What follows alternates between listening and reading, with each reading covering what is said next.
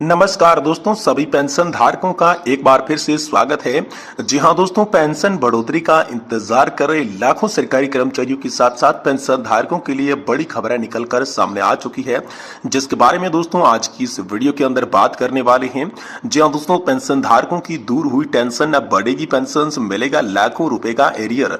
जी हां दोस्तों, बड़ी खुशखबरी आ रही है। पेंशन धारकों की टेंशन दूर हो चुकी है, अब उनकी जो पेंशन है वो बढ़ने वाली है, साथ ही लाखों रुपए का एरियर मिलने वाला है। इसको लेकर बड़ी खबर आई है, इसके बारे में दोस्तों आज की इस वीडियो के अंदर बात करने वाली हैं।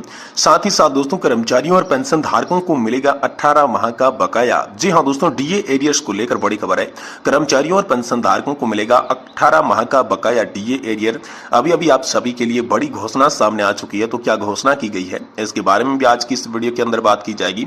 वहीं दोस्तों ओपीएस की जगह नया पेंशन मॉडल 50% पेंशन लागू करने को लेकर बड़ा अपडेट निकलकर सामने आ रहा है। ओल्ड पेंशन योजना के मॉडल को लेकर बड़ी खबर हाल फिलहाल में सामने आई है, इसके बारे में भी आज की इस वीडियो के अंदर बात की जाएगी। साथ ही दोस्तों पीएफ क्लेम करने से पीएफ का पैसा पाने को झंझट आप सभी के लिए खत्म हो चुका है। ईपीएस की नई फैसिलिटी से क्लेम करते ही खाते में आप सभी के लिए पैसे आ जाएंगे। ईपीएफओ न्यू फैसिलिटी दोस्तों आप सभी के लिए सामने आ चुकी है, इसके बारे में भी आज की इस वीडियो के अंदर बात करेंगे। यानी कि पेंशन धारकों से जुड़ी तमाम बड़ी खबरों की चर्चा आज की इस वीडियो के अंदर की जाएगी। इसलिए आप सभी से निवेदन करते हैं कि दोस्तों आज की इस वीडियो को आप लास्ट तक जरूर देखिएगा। तो चलिए बिना किसी देरी के यहाँ पर ईपीएस नांडिफा पेंशन धारकों के साथ साथ सरकारी कर्मचारी, केंद्रीय कर्मचारी, राज्य कर्मचारी पेंशन धारकों से जुड़ी तमाम बड़ी खबरों को जान लेते हैं। जी हाँ दोस्तों, सबसे पहले बात करें ईपीएस नांडिफा पेंशन पर हल्ला बोल हो चुका है। जी हाँ दोस्तों, नेशनल एजुकेशन कमेटी की जूम मीटिंग आयोजित की गई है, जिसमें बड़े बड़े फैसले दोस्तों आप सभी के लिए लिए गए हैं। जी हाँ दोस्तों, आप सभी जानते होंगे नेशनल एजुकेशन कमेटी जो लगातार ईपीएस नांडिफा पेंशन धारकों की 4 सूत्रीय मांगों को लेकर एक्टिव रहती है, जिसके कि मुख्य कमांडर अशोक जी रावत यहाँ पर जो है जूम मीटिंग की गई। जी हाँ दोस्तों, लोकसभा चुनाव खत्म हो चुके हैं, उनके नतीजे आ चुके हैं और इसी को लेकर आगे की रणनीति क्या होगी, ईपीएस नांडिफा पेंशन धारकों की कौन कौन सी मांगे मंजूर करवाने के लिए क्या क्या प्रयास किए जाएंगे, आगे क्या आंदोलन किया जाएगा, क्या धरना प्रदर्शन होगा, इसकी रूपरेखा तैयार करने के लिए जूम मीटिंग आयोजन की गई है और इसमें बड़े फैसले आप सभी के लिए लिए गए हैं।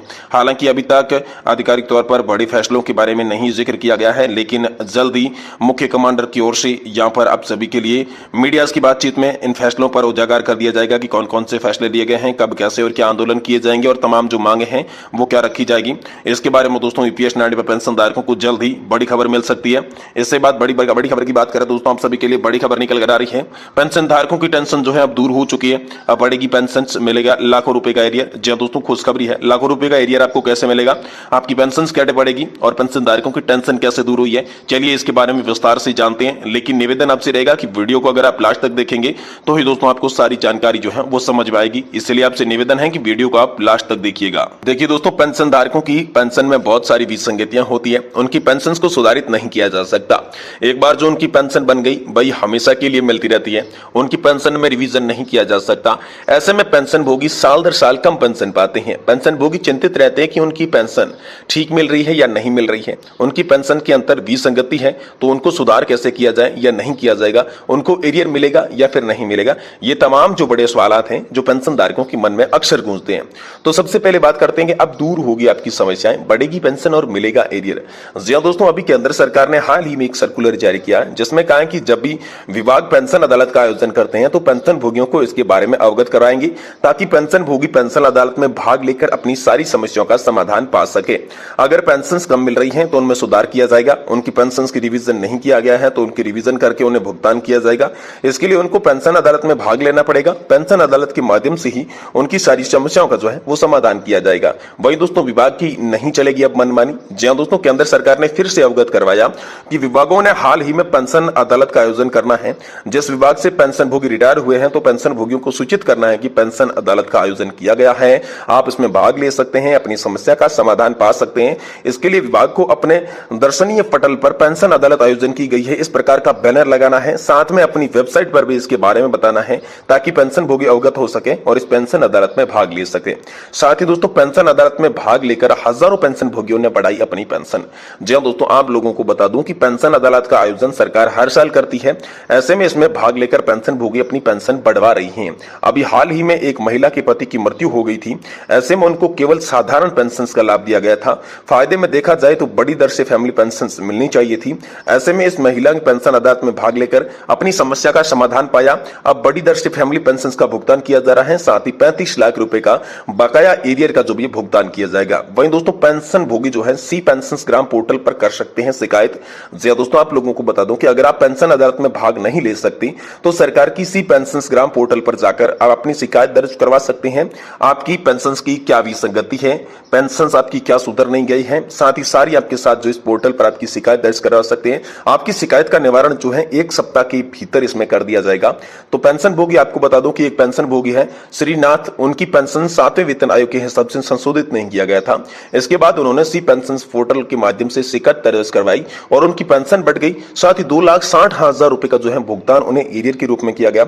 इस प्रकार एक पेंशन भोगी है चिंता कामेश्वर जी, उनको 80 साल बीत जाने के बाद भी बढ़ी हुई अतिरिक्त पेंशन का लाभ नहीं दिया गया। ऐसे में उन्होंने सी पेंशन ग्राम पोर्टल पर शिकायत दर्ज कराई। उसके बाद बड़ी दर से अतिरिक्त पेंशन का भुगतान के साथ साथ 1,40,000 रुपए का एरियर भी मिला। ऐसे में हजारों पेंशन भोगी अपनी पेंशन सुधरा रही हैं, लाखों रुपए का जो है वो एरियर प्राप्त कर रहे हैं। इस प्रकार दोस्तों आपको बता दूं कि यहाँ पर जो है मूंगा लाल जी ने अपनी पेंशन बढ़वाई, 7वें वेतन आयोग के हिसाब से उनकी पेंशन का रिवीजन नहीं किया गया था। इसके बाद उन्होंने पोर्टल के माध्यम से शिकायत दर्ज करी, अपनी पेंशन को बढ़ाया, साथ ही 7 लाख रुपए तक का एरियर भी पाया। तो दोस्तों जो है आप ही अपनी यहाँ पर जो है पेंशन बढ़ा सकते हैं। इस प्रकार से शिकायत दर्ज करने के बाद आपको जो है लाभ 100% मिलेगा और आपका जो मुद्दा है वो सॉल्व होगा। वहीं दोस्तों अगली बड़ी खबर की बात करें तो कर्मचारियों और पेंशन धारकों को मिलेगा 18 माह का बकाया डीए एरियर। जी हाँ दोस्तों, अभी आप सभी के लिए बड़ी घोषणा हो चुकी है। केंद्र सरकार ने 1 जनवरी 2020 से 30 जून 2021 तक का कुल डीए एरियर यहाँ पर जो है 18 महीनों का डीए और डीआर की किस्तों को यहाँ पर रोक दिया था, जिसका अभी तक भुगतान नहीं किया गया है। यही मांग लंबे समय से की जा रही है। ये मुद्दा यहाँ पर जो है एनजीसीजीएस के महासचिव शिव गोपाल मिश्रा ने भी नेशनल काउंसिलिंग स्टाफ साइड की बैठक में उठाया था। उन्होंने ये मांग की थी कि सरकार जल्द ही सभी कर्मचारियों को उनके खाते में बकाया राशि का भुगतान करे, अन्यथा कर्मचारी और पेंशन भोगी आंदोलन करने के लिए मजबूर होंगे। राष्ट्रीय परिषद कर्मचारी स्थल पर प्रतिनिधित्व करते हुए शिव गोपाल मिश्रा ने कैबिनेट सचिव से अनुरोध किया था कि 18 महीने के डीए एरियर का भुगतान अभी तक नहीं किया गया है, इससे जल्द कर्मचारियों और पेंशन भोगियों के खाते में भेजा जाना चाहिए। इस पर कैबिनेट सचिव ने आश्वासन दिया कि जल्द ही नए साल में बकाया डीए कर्मचारियों और पेंशन भोगियों के खाते में जमा कर दिया जाएगा। आपको बता दें कि केंद्र सरकार ने कोरोना काल में कर्मचारियों के डीए भुगतान को रोककर 35,000 करोड़ रुपए की राशि थी उसे बचत कर लिया गया था। इसका उपयोग कोरोना काल में किया गया। उन्होंने कहा कि कोरोना काल में राज्य की आर्थिक स्थिति बहुत ही खराब थी, इसलिए भुगतान को रोक दिया गया था। कोरोना महामारी में उपयोग किया गया था, लेकिन अब जब देश की आर्थिक स्थिति सुधरा हुआ है, जब जीडीपी संग्रहण अच्छा है, तो सभी कर्मचारियों पेंशन भोगियों के खाते में फंसी राशि का भुगतान किया जाना चाहिए, क्योंकि एक बड़ी राशि है और सर्वोच्च न्यायालय के अनुसार बकाया को रोका नहीं जा सकता। इसीलिए सभी कर्मचारियों का अधिकार है, वे अपना पैसा प्राप्त कर रहे हैं। दोस्तों केंद्र सरकार ने कोरोना महामारी के दौरान ये जो रोका था, अब यहाँ पर जो है मांग हो रही है। चुनाव भी यहाँ पर बीत चुके हैं, सब कुछ ठीक है। सरकार का जल्द ही राजस्व संग्रहण अच्छा है, इसके लिए बकाया राशि का भुगतान किया जाए।